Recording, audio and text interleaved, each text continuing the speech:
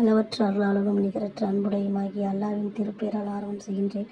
நமது நபி ஸல்லல்லாஹு அலைஹி வஸல்லம் அவர்கள் துவா பறக்கத்தை கொண்டும் அவர்கள் வழிவந்த சத்திய சகாபாக்கள் மீது பேசிட்டு இருக்க என் மீதும் கேட்டுட்டு உங்கள் அனைவர் மீதும் அல்லாவின் சாந்தியும் சமாதானம் என்றென்று உண்டாவதாக கூறி இன்னைக்கு நான் என்னோட பேச்சை ஆரம்ப செய்கிறேன். அல்லாவோட தூதர் நபிகள் நாயகம் ஸல்லல்லாஹு அலைஹி வஸல்லம் கூறினார்கள், அதாவது இந்த திக்கரை நீங்கள் 100 முறை ஓதுனீங்கன்னா உங்களுக்கு என்னென்ன நன்மைகள் கிடைக்கும்னு அல்லாவோட தூதர் சொல்லியிருக்காங்க.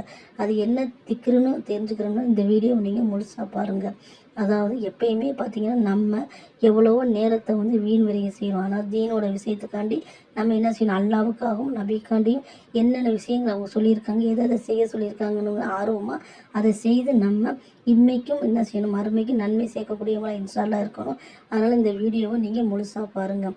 அதாவது அல்லாஹ்வோட தூதர் சொன்னாங்க, யார் ஒரு நாளைக்கு சுபஹானல்லாஹ் என்று 100 முறை ஓதுகிறாரோ அவருக்கு 100 நன்மைகள் எழுதப்படுகிறது. அதாவது 1000 நன்மைகள் எழுதப்படுகிறது, 1000 பாவங்கள் மன்னிக்கப்படுகிறது. மேலும் ஹஜ் உம்ரா செய்த நன்மையும் கிடைக்கிறது. அடுத்து தானம் தர்மம் சதக்கா செய்த நன்மையும் கிடைக்கிறது. அடுத்து கேட்டிங்கன்னா சொர்க்கத்தில் அவருக்கு மரங்கள் நடப்படுகின்றன. நபிகள் நாயகம் ஸல்லல்லாஹு அலைஹி வஸல்லம் அவர்கள் மிகராஜ் பயணம் சென்ற போது அதாவது ஹஜ்ரத் இப்ராஹிம் அலைஹிஸ்ஸலாம் கூறினார்கள், யார் ரசூலல்லாஹ், இந்த மண் பார்த்தீங்கன்னா மிகவும் நறுமணம் உள்ளது, அதாவது சிறந்த ஒரு மண். இந்த மண் காலியான மைதானமாக இருக்குது. உங்களோட உம்மத்து ஓதக்கூடிய ஒவ்வொரு திக்கரும் இங்கே என்ன செய்ய, அவங்க திக்கர் ஓத இங்கே ஒரு மரம் நடப்படும். அவர்கள் இன்ஷா அல்லாஹ் சொர்க்கத்துக்கு வந்த பிறகு அது பெரிய மரமாக இருக்குன்னு சொல்லி சொன்னாங்க. அது மட்டும் இல்லாமல் அபூ ஹுரைரா ரலியல்லாஹு அன்ஹு அவர்கள் மரம் நட்டு கொண்டு இருப்பதை கண்டு நபி ஸல்லல்லாஹு அலைஹி வஸல்லம் அவர்கள், இதுவும் ஒரு சிறந்த வேலை தான்.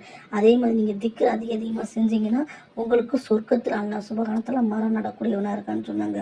அப்போ இந்த ஒரு வார்த்தை நினச்சி பாருங்கள், சுப்ஹானல்லாஹ் சொல்கிறது ரொம்ப ஈஸி.